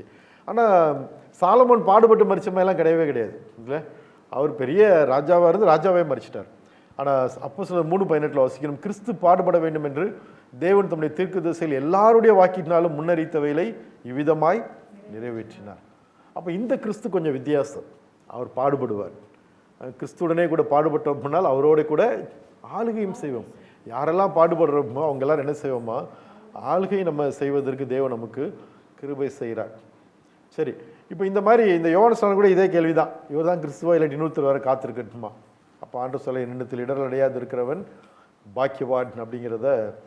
அது மாதிரி கொஞ்சம் பேர் சீசர்லாம் இயேசு விட்டு போயிட்டாங்க யோவான் 6ஆம் அதிகாரத்தில் பார்க்கும்போது. அப்போ ஆண்டவர் கேட்குறாரு, நீங்களும் போய்விட மனதாக இருக்கிறீங்களா? அப்போ பேதுரு திரும்ப இதே காரியத்தை தான் சொல்கிறான், யாரிடத்துல போவோம்? நித்திய ஜீவ வசனங்கள் உம்மிடத்தில் உண்டே, நீர் ஜீவனுள்ள தேவனுடைய குமாரனாகிய கிறிஸ்து என்று நாங்கள் விசுவாசித்தும் அறிந்தும் இருக்கிறோம். பேதுரு சாதாரண ஆள் கிடையாதுங்க, ரொம்ப தெளிவான ஆள். நிறைய பேர் பேதுரு வந்து அப்படியே ஒரு முந்திரி கொட்டை மாதிரி முன்னாடி எதாவது கேள்வி கேட்பான்னு நினைக்கிறாங்க. ஆனால் தெளிவான ஆள் அவர். நீங்கள் வேதத்தில் நீங்கள் பார்த்தீங்கன்னா அவர் ரொம்ப தெளிவாக பேசுகிற. இந்த இடத்துல மீதி எல்லாருக்கும் அவங்க யோசிச்சிட்டே இருக்காங்க, கரெக்டாக சொல்கிறான். அதே மாதிரி உயிர்த்தெழுந்த பின்னாடி அவர் பண்ணுற பிரசங்கம் பாருங்கள், எங்கேருந்து யோவேயிலேருந்து சங்கீதத்திலேருந்து எங்கெங்கிருந்தாமோ ஆமோஸ்லேருந்து எல்லாத்திலையும் எடுத்து அவர் தீர்க்கதரிசனம் எடுத்து சொல்லிட்டு பேசுகிறாரு. அது மாத்திரம் இல்லை, இந்த நியாயப்பிரமாணம் விருத்தசேதனம் வேணுமா வேண்டாமாங்கிற ஒரு குழப்படி வந்த உடனே சபையில் பர்னபா பவுல் வந்து எல்லாம் பேசி எல்லாரும் உட்காந்து கவனிக்கும் போது இந்த பேதுரு சொன்ன ஸ்டேட்மெண்ட் தான் அங்கே அவங்களை தீர்மானிக்க வைக்குது. அவன் சொல்கிறான், இதுதான் நமக்கு வேணும், நம்மளால் சுமக்கக்கூடாது இருந்த சுமையை தூக்கி என்ன செய்யக்கூடாது, சீசர் கழுத்து மேல் வைக்கக்கூடாது. அப்புறம் கொஞ்ச நாள் கழித்து பாருங்க, கடைசி நாட்களில் எல்லாரும் இந்த பவுல் என்னெல்லாமோ பேசுகிறாரு, நமக்கு ஒன்றும் புரிய மாட்டேங்க என்னென்னு கேட்கும்போது அவன் ரொம்ப தெளிவாக எழுதிட்டான். அவன் சொல்கிறத புரிஞ்சுக்கிற கொஞ்சம் கஷ்டமாக தான் இருக்குது. ஆனால் இந்த கல்லாதவர்கள் அதை புரட்டுறாங்க. மற்றபடி பவுல் பேசுகிறது ஓகே தான் அவன் எழுதி வைக்கிறார். அவனுக்கு புரியட்டாய் கூட மற்றவங்க புரியாதவர்களும் என்ன செய்கிறாங்க, பவுல் பேசுகிறத பற்றி குழப்புறாங்க அப்படிங்கிறது ரொம்ப தெளிவாக எழுதி வச்சிட்டார். இந்த கிருபையின் உபதேசங்கிறதுக்கு ஆணித்தரமாக அது கொடுக்கறது யாருன்னா இந்த பேதுரு தான். அவர் இயேசு கூட இருந்ததுனால அவருக்கு அந்த வெளிப்பாடெல்லாம் இருந்திருக்கு. ரொம்ப தெளிவாக நம்ம பேசுகிறதெல்லாம் நம்ம பாஸ். அவர் கூட இருந்த சகோதரர் கூட இயேசுவை நம்பலை. ஆனால் ஆண்டவர் வந்து அந்த கிறிஸ்து அப்படிங்கிற திரும்ப என்ன செஞ்சிட்டாரு, சொல்லிக்கிட்டே வர. இப்போ அதனால தான் நம்ம வாசிக்கிறோம், யோவான் 17:3 ஆண்டவர் சொல்கிறார், ஒன்றான மெய்தேவனாகிய உம்மையும் நீர் அனுப்பினவராகிய இயேசு கிறிஸ்துவையும் அறிவதே நித்திய ஜீவன். பாருங்கள், இந்த ஜெபத்தை செய்கிறதே இயேசு தான். அவரே என்ன சொல்கிறாரு, இயேசு கிறிஸ்துவை விசுவாசிப்பதே நித்திய ஜீவன். நான் நினைக்கிறேன் பின்னாடி வாசிக்கிற நமக்கு எந்த குழப்பமும் வேண்டாங்கிறக்க ரொம்ப தெளிவாக அவர் ஜெபம் பண்ணும்போதே கரெக்டாக பேசிட்டார். அல்லேலூயா. எப்படி? இயேசு கிறிஸ்துவை அறிவதே நித்திய ஜீவன். அவர் அறிகிறது தான் எல்லாமே, அதுக்கு வேற ஒன்றுமே கிடையாது. ஸோ இந்த எப்படி ரட்சிக்கப்படுறதுங்கிற கேள்வி வரும்போது அந்த பிலிப்பி பட்டணத்தில் அந்த ஜெயிலருக்கு வந்து நாங்கள் ரட்சிக்கப்பட என்ன செய்யணும்னு கேட்குறாங்க. அப்போது பவுல் சொல்கிறாரு, கர்த்தராகிய இயேசு கிறிஸ்துவை விசுவாசி, அப்பொழுது நீயும் உன் வீட்டாரும் ரட்சிக்கப்படுவீர்கள். சரி, இந்த கிறிஸ்து அப்படிங்கிறதுல என்ன இருக்குது அப்படின்னு நீ பார்த்தீங்கன்னா, நான் சொன்ன மாதிரி எல்லா அனாயிண்டட் ஒன்றும் வேற, இவர் வேற. ஏன்னா இவருக்குள்ளே தான் நமக்கு எல்லா ஆசீர்வாதமுமே இருக்குது. அது மாத்திரமில்லை, இந்த நம்முடைய கர்த்தராகிய இயேசு கிறிஸ்துவின் கிருபையை அறிந்திருக்கிறீர்களே அப்படின்னு 2 கொரிந்தியர் 8:9 வாசிக்கிறோம். நம்முடைய தரித்திரத்தை மாற்றி நம்மை ஐஸ்வர்யவான்களாக மாற்றினார். ஏன் அப்படின்னா, இந்த கிறிஸ்து அப்படிங்கிறதுல ஒரு பெரிய மேண்டேட், அவர் செய்ய வேண்டிய சில பெரிய பணிகள் அங்கே இருக்க நம்ம வாசிக்கிறோம். அது என்னன்னா, நமக்கு பதிலீடாக மாறுகிறது. the propitiation for our not only our sins, for everything. நமக்காக பரிகாரம் செய்யப்படும்படியாக ஆண்டவர் எல்லாம் சுமந்து இருக்கிறார். அது மாதிரி பவுல் மிக தெளிவாக சொல்றாரு. 2 கொரிந்தியர் 5:17 நம்ம வாசிக்கிறோம், இப்படி இருக்க ஒருவன் கிறிஸ்துவுக்குள் இருந்தால் புது சிருஷ்டியாக இருக்கணும். யாருக்குள்ள இருந்தால்? கிறிஸ்துவுக்குள்ள இருந்தால்தான். அதுதான் அந்த அனாயிண்டட் ஒன். எப்போ அந்த கிறிஸ்துவுக்குள் நம்ம இருக்க முடியும்? பவுல் கலாத்தியர் 2:20 சொல்றார், கிறிஸ்துவுடனே கூட சிலுவையில் அறையப்பட்டேன். அதுதான் அந்த சிலுவைக்கு போகிற வரைக்கும் அந்த கேள்வி வந்துக்கிட்டே இருக்கு, ஏன் கிறிஸ்து? இவர் கிறிஸ்துவா? ஏன் அப்படின்னா, இவர் கிறிஸ்துவா இருந்தால் இந்த கிறிஸ்து சிலுவையில் அடிக்கும்போது அவர் கூட எல்லாருமே அடிக்கப்படுகிறோம், எல்லாருமே உயிர்த்தெழுகிறோம், எல்லாருமே அவரோடு சேர்கிறோம், அவருடைய ஆசீர்வாதம் நம்ம எல்லாருக்கும் மாறுது. ஆமென். நம்ம சர்ச்சில் நிறைய செஸ் பிளேயர்ஸ் இருக்கிறாங்க, நிறைய செஸ் சாம்பியன்ஸ்லாம் இருக்கிறாங்க. இந்த செஸ் விளையாடும்போது பார்த்திங்கன்னா அது ஒரு பான் இருக்கும், அந்த பானுடைய மதிப்பு கம்மி தான், ஆனால் அது கடைசி கடத்துக்கு கொண்டு போயாச்சுன்னா அதுக்கு மேக்ஸிமம் பவர் வந்துடும். எத்தனை பானை கொண்டு போனாலும் அது அத்தனைக்கு என்ன வந்துடும், மேக்ஸிமம் பவர் வந்துடும். இதே மாதிரி யாரெல்லாம் கிறிஸ்துவுடனே கூட சிலுவையில் அறியப்பட்டோமோ எல்லாருக்கும் கிறிஸ்துவை போல நாம் மாறிவிட்டோம். அல்லேலூயா. நம்ம பானாக இருந்திருக்கலாம், ஆனால் அந்த கடைசி கடத்துக்கு போயிட்டா எப்படி அது மேக்ஸிமம் பவர் கிடைக்குதோ அதே மாதிரி நாமும் கிறிஸ்துவை போல மாறிட்டோம். அதுதான் அங்கே பெரிய விஷயம். அதனால தான் இவர் கிறிஸ்துவா அப்படிங்கிற தேடி ஒரு கொலசையை தேடினது காரணம், கிறிஸ்துன்னு சொன்னாருன்னு இவரை குற்றம் சாட்டினது காரணம் அதுதான். அது பெரிய ரகசியமாகவே இருந்தது. ஆனால் சிலுவையில் ஆண்டது எல்லாத்தையும் ஒன்றாக்கிட்டார். என்ன பண்ணார், கிறிஸ்துவுடனே கூட நம்ம எல்லாருமே சிலுவையில் அடிக்கப்பட்டோம். பாருங்கள், இயேசு சிலுவையில் அடிக்கிற வரைக்கும் கூட அவங்களுக்கு ஒன்றும் தெரியாது. அது ஏன்னா இந்த ரகசியத்தை அதுக்கப்புறம் தான் ஆண்டு என்ன செய்கிறார், பவுலுக்கு வெளிப்படுத்தி இன்றைக்கு நமக்கு அது எல்லாவற்றையும் தெரியப்படுத்தினார். அதனால் கிறிஸ்துவுடனே கூட சிலுவையில் அடிக்கப்பட்டோம், அவருடனே கூட பிழைத்தும் இருக்கிறோம். அதனால தான் கலாத்தியர் 2:20 வாசிக்கிறேன், நீ நான் அல்ல கிறிஸ்துவே என்னில் பிழைத்திருக்கிறார். சொல்லுங்க, நான் அல்ல கிறிஸ்துவே என்னில் பிழைத்திருக்கிறார். அப்போ நமக்குள்ளே யார் இப்போ பிழைத்திருக்கிறது, கிறிஸ்து. அதனால தான் அந்த அனாயிண்டட் ஒன்றுங்கிறது வந்து it's not a finished subject, it is a continuous subject. அது தொடர்கிறது, நம்ம மூலமாக தொடர்கிறது. எப்போ வரைக்கும், அவர் வருகை வரைக்கும் அது தொடர்கிறதாக இருக்கும். ஒவ்வொருவரும் கிறிஸ்துவை போல இருப்பதற்கு தேவன் நம்மை தெரிந்து கொண்டார். ஆமென். இந்த anointing not only it breaks the yoke, இது எல்லா விதத்திலும் நம்ம என்ன செய்யுது, விடுதலையாக்குது. இயேசு கிறிஸ்துவின் மூலமாக தான் நம்ம வியாதியிலிருந்து சுகமாகிறோம், சாபத்திலிருந்து விடுதலையாகிறோம், பாவத்திலிருந்து நம்ம மாறுகிறோம். இதில் என்ன விஷயம்னா, இந்த கேள்வியை இயேசுகிட்ட கேட்டுக்கிட்டே இருக்கிறாங்க. பொதுவாக சொல்லுவாங்க, 4 பேர்கிட்ட திரும்ப திரும்ப ஒரு சந்தேகம் கேட்டால் அவனுக்கே சந்தேகம் வந்து நம்ம யாரோ அப்படிங்கிற மாதிரி இல்லை, அந்த மாதிரிலாம். ஆனால் இயேசுக்கால எந்த சந்தேகமும் இல்லை. அவர் கடைசி வரைக்கும் அவர் அது குறித்து தெளிவாக தான் இருந்தார். அதற்காகவே அவர் சிலுவைக்கு போனார். ஆனால் பாருங்கள், நம்ம ஒரு நாளும் இந்த சந்தேகத்தில் இருக்க வேண்டிய அவசியமே இல்லை. இன்றைக்கி நம்மளை கேட்டால் நம்ம யார் நம்மளை பற்றி சொல்லுவோம்? நீங்கள் உங்களை யாருன்னு கேட்டால் என்ன சொல்வீங்க? நான் மேனேஜருன்றவாங்க சிலர், மேனேஜர்லாம் நான் ஸ்டூடெண்ட்ருவாங்க சிலர், நான் படிச்சுட்ருக்கேன்னால. ஒவ்வொருவரும் யாருன்னு கேட்டால் ஏதாவது சொல்லுவாங்க. ஆனால் பாருங்கள், நம்ம எல்லாருக்கும் ஒரு காமனாக ஒரு ஐடென்டிட்டி இருக்குது. என்னென்னா, நம்ம எல்லாரும் தேவனுடைய பிள்ளைகள் இல்லையா? இதை குறித்து ஒரு நாள் உங்களுக்கு சந்தேகம் வர வேண்டியதில்லை. இயேசு கிறிஸ்து அந்த கேள்வி கேட்டுக்கிட்டே இருந்தாங்க, நீ தேவனுடைய குமாரனா, அந்த கேள்வி வந்துகிட்டே இருந்தது. ஆனால் இன்னைக்கு நம்ம குறித்து யார் இந்த கேள்வி கேட்க வேண்டியதில்லை. ஏன் தெரியுமா? இந்த அதிகாரத்தை ஆண்டு நம்ம கையில் கொடுத்துட்டாரு. வேற யாராவது டிசைட் பண்ணுறது இல்லை, நீங்களும் நடந்து டிசைட் பண்ணுறோம். யோவான் 1:12 நம்ம வாசிக்கிறோம், அவருடைய நாமத்தின் மேல் விசுவாசம் உள்ளவர்களாக அவர் ஏற்றுக்கொண்டுள்ள எத்தனை பேர்களும் அத்தனை பேர்களும் தேவனுடைய பிள்ளைகளாக முடிய அவர்களுக்கு அதிகாரம் கொடுத்தார். இன்னைக்கு அதனால நமக்கு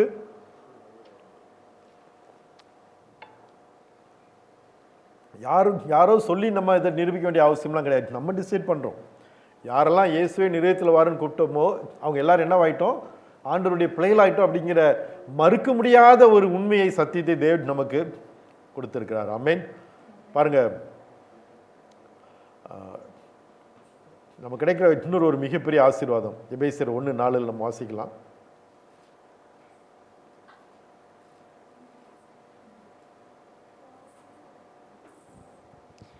தமக்கு முன்பாக நம்மில் அன்பில் பரிசுத்தம் உள்ளவர்களும் குற்றம் இல்லாதவர்களுமாய் இருப்பதற்கு அவர் உலக தோற்றத்துக்கு முன்னே கிறிஸ்துவுக்குள் நம்மை தெரிந்து கொண்டபடியே. பாருங்க, உலக தோற்றத்துக்கு முன்னாடி ஆண்டவரை தெரிந்து கொண்டாராம். எதுக்கா? தமக்கு முன்பாக நாம் அன்பில் பரிசுத்தம் உள்ளவர்களும் குற்றம் இல்லாதவர்களுமாய் இருப்பதற்கு அவர் உலக தோற்றத்துக்கு முன்னே கிறிஸ்துவுக்குள் நம்மை தெரிந்து கொண்டபடியே. சொல்லுங்க, இந்த கிறிஸ்துவுக்குள்ள தான் நம்மளை ஆண்டு ஏற்கனவே தெரிந்து கொண்டிருக்கிறார். we are accepted in Christ. எப்படி நம்ம தெரிந்து கொண்டாரா? பரிசுத்தம் உள்ளவர்களும் குற்றம் இல்லாதவர்களுமாய் இருப்பதற்கு. ஆமென். இது ஆண்டு முதலே பிளான் பண்ணிட்டார். நம்ம ஏதோ இன்னைக்கு ஏதோ செய்கிறதுனால நம்ம பரிசுத்தமும் குற்றம் இல்லாதவர்களுமாய் இருப்பதில்லை. அவர் ஒரு தீர்மானம் பண்ணிட்டார். அதை எப்படி பார்க்கணும்னு பிளான் பண்ணிட்டாரு. கிறிஸ்துவை யாரெல்லாம் ஏற்றுக்கொள்கிறாரோ அவர்கள் எல்லாரும் கிறிஸ்துவை போல பார்ப்பேன். அந்த கிறிஸ்து எப்படி இருக்கிறாரு? குற்றம் இல்லாதவராக இருக்கிறார், பரிசுத்தம் உள்ளவராக இருக்கிறாரு. அவரை நம்புகிற எல்லாருமே எப்படி தான் இருக்கிறாங்க? அப்போ குற்றம் இல்லாதவர்களும்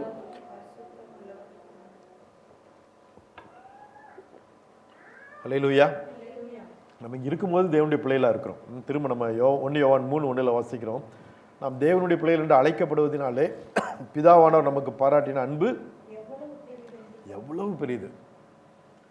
உலகத்துக்கு இயேசு அனுப்புனதுனால அன்பு பெரிதுன்னு நினச்சிக்கிட்டா அதை விட இன்னும் பெரிய அன்பு என்ன தெரியுமா? நம்மளை தேவனுடைய பிள்ளைகள்னு சொல்லி அவருடைய பிள்ளைங்க அனுப்புனாரு, நம்ம எல்லாரையுமே அவருடைய பிள்ளைகளாக மாற்றிட்டார். அதுவும் இப்போ மிகப்பெரிய ஒரு அன்பு தான். எவ்வளோ பெரியதென்று பாருங்கள். இப்போது நாம் தேவனுடைய பிள்ளைகளாக இருக்கிறோம், இனி எவ்விதமாக இருப்போம் என்று இன்னும் வெளிப்படவில்லை. ஆகிலும் அவர் வெளிப்படும் போது அவர் இருக்கிற வண்ணமாகவே நாம் அவரை தரிசிப்பதினால் அவருக்கு ஒப்பாக இருப்போம். இந்த மாற்றம் எல்லாம் எங்கே நடந்ததுன்னா சிலுவையில் தான். ஆமென். ஏன்னா அதான் நம்ம எபேசியர் 1:4 அவசியம், கிறிஸ்துவுக்குள் நம்மை தெரிந்து கொண்டபடியே.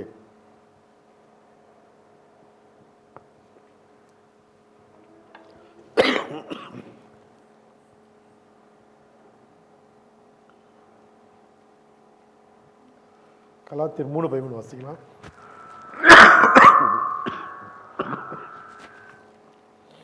கலாத்தியர் 3:13 வாசிங்க.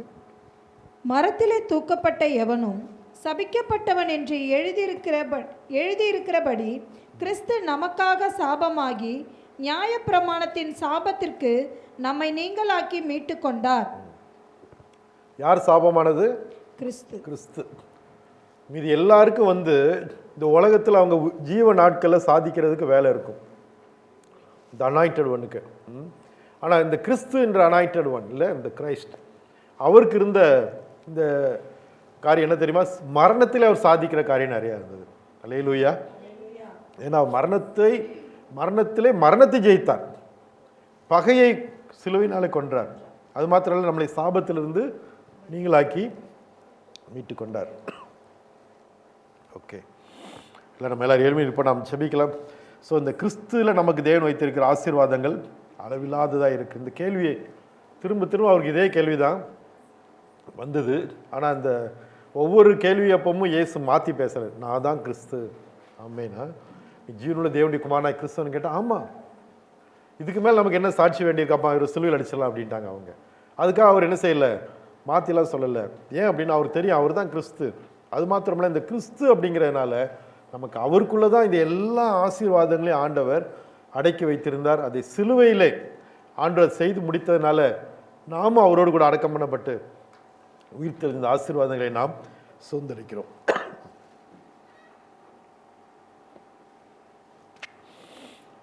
ஜெபிப்போம். பிதாவே, நாங்கள் நன்றியோடுமை துதிக்கிறோம். தேவரே, எங்களை கிறிஸ்துவுக்குள் தெரிந்து கொண்டதுக்காக நாங்கள் நன்றி செலுத்துகிறோம். உலக தோற்றத்துக்கு முன்னே கிறிஸ்துவுக்குள் எங்களை அன்பில் பரிசுத்தமுள்ளவர்களும் குற்றம் இல்லாதவர்களுமாய் இருப்பதற்கு தெரிந்து கொண்டதுக்காக நாங்கள் நன்றி செலுத்துகிறோம். ஆண்டவரே தகப்பனே, உங்களுடைய அளவற்ற அந்த அன்புக்காக நாங்கள் நன்றி செலுத்துகிறோம். எங்களை நீர் முன்குறித்து உங்களுடைய பிள்ளைகளாக மாற்றி இருக்கிறேன். ஆண்டவரே, நாங்கள் உண்மை போல் இந்த உலகத்தில் இருக்கும்படிக்கு, ஒரு கிறிஸ்துவாக இந்த உலகத்தில் இருக்கும்படிக்கு, இனி நான் அல்ல கிறிஸ்துவே நீர் ஜீவிக்கிறார் என்று ஆண்டவரே நாங்கள் வாழ்ந்திட நீர் எங்களை இந்த உலகத்தில் ஏற்படுத்தினதுக்காக நாங்கள் நன்றி செலுத்துகிறோம். இப்பொழுது உங்களுடைய சமூகத்தில் எங்களை நாங்கள் அர்ப்பணிக்கிறோம். ஆண்டவரே, கிறிஸ்துவை வெளிப்படுத்துகிற, கிறிஸ்துவின் அதிகாரமுடையவர்களாக இருக்க, கிறிஸ்துவை போல வாழ எங்களை நாங்கள் அர்ப்பணிக்கிறோம். இந்த வார்த்தையை கேட்ட ஒவ்வொருக்காக நான் ஜெபிக்கிறேன். ஆண்டவரே, கிறிஸ்துவுக்குள்ள எங்களுடைய எல்லா சாபங்களையும் முறித்ததற்காய் நன்றி. இப்பொழுது இந்த வார்த்தை கேட்கிற ஒவ்வொருடைய சாபங்களும் ஆண்டவரே கிறிஸ்துவுக்குள்ள முறிக்கப்படுவதற்காய் ஸ்தோத்திரம். எல்லா சாபங்களும் மாறியிருக்காய் நன்றி. ஒவ்வொருவரையும் தெரிந்து கொண்ட தேவன் இந்த உலகத்தில் தேவ பிள்ளைகளாகவே, ஆண்டவரே தேவனுடைய பிள்ளைகளாகவே நாங்கள் வாழும்படிக்கு, அதற்கென்றே எங்களை அழைத்து அப்படியே நீர் எங்களை ஏற்படுத்தி இருப்பதற்காக நாங்கள் நன்றி செலுத்துகிறோம். இனி வருகிற நாட்கள் நாங்கள் உண்மை போல இருப்போம் என்று நாங்கள் வேதத்தில் வாசிக்கிறோம். ஆண்டவரே, அப்படியே எங்களை ஏற்படுத்தி இருப்பதற்காக நன்றி. கிறிஸ்துவுக்குள் எங்களை நீர் முன்குறித்து, கிறிஸ்துவுக்குள் எல்லா வாக்குத்தத்தங்களையும் ஆம் என்றும் ஆமென் என்றும் கொடுத்து நீர் எங்களை ஆசீர்வதித்து வழிநடத்துவதற்காக நன்றி செலுத்துகிறோம். இந்த நன்மைகளுக்காக நன்றியோடு உம்மை துதிக்கிறோம். நீர் மகிமைப்படுவீராக. நாங்கள் இவைகளை இன்னும் அதிகமாய் புரிந்து கொண்டு உமக்கென்று வாழ எங்களுக்கு உதவி செய்யும். ஆண்டவர் இயேசுவின் மூலமாய் ஜெபிக்கிறோம் பிதாவே, ஆமென். என் ஆத்துமாவே கர்த்தரை ஸ்தோத்திரி, என் முழு உள்ளமே அவருடைய பரிசுத்த நாமத்தை ஸ்தோத்திரி. என் ஆத்துமாவே கர்த்தரை ஸ்தோத்திரி, அவர் செய்த சகல உபகாரங்களையும் மறவாதே. ஆமென். நம்முடைய கர்த்தராகிய இயேசு கிறிஸ்துவின் கிருபையும் பிதாவாகி தேவனுடைய அன்பும் பரிசுத்த ஆவியானவருடைய அந்யோன்ய ஐக்கியமும் உடைய சகல நல்ல ஆசீர்வாதங்களும் நம் அனைவரோடும் கூட ஆண்டவர் இயேசுவின் வரிய பரிந்தும் இருப்பதாக. ஆமென். ஆமென். God bless you. Praise the Lord. Praise the Lord.